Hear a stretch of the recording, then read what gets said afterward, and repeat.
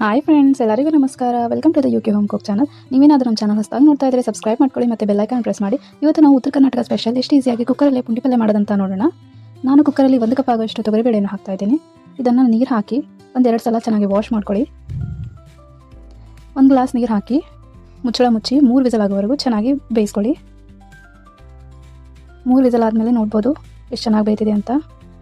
ಈಗ ಲೋ ಫ್ಲೇಮಲ್ಲಿ ಇಟ್ಕೊಂಡು ಅದೇ ಬೇಳೆಯಲ್ಲಿ ಅರ್ಧ ಗ್ಲಾಸ್ ಆಗೋಷ್ಟು ನೀರನ್ನು ಹಾಕಿ, ಬಿಸಿ ನೀರು ಹಾಕಬೇಕು.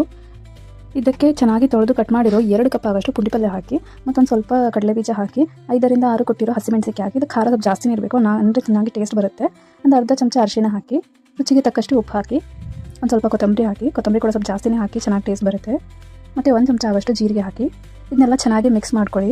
ಮಿಕ್ಸ್ ಮಾಡಿಕೊಂಡು ಲೋ ಫ್ಲೇಮಲ್ಲಿ ಇಟ್ಕೊಂಡು 4-5 ನಿಮಿಷ ಬೇಯಿಸಿ ಚೆನ್ನಾಗಿ ಕುದಿಸ್ಕೋಬೇಕು. ಈ ಥರ ನೀರಿರೋದಂತೆ. ನಿಮಗೆ ಜಾಸ್ತಿ ಗ್ರೇವಿ ಟೈಪ್ ಬೇಕಂದ್ರೆ ಜಾಸ್ತಿ ನೀರು ಹಾಕ್ಕೊಂಡು ಇದು ಮಾಡ್ಬೋದು.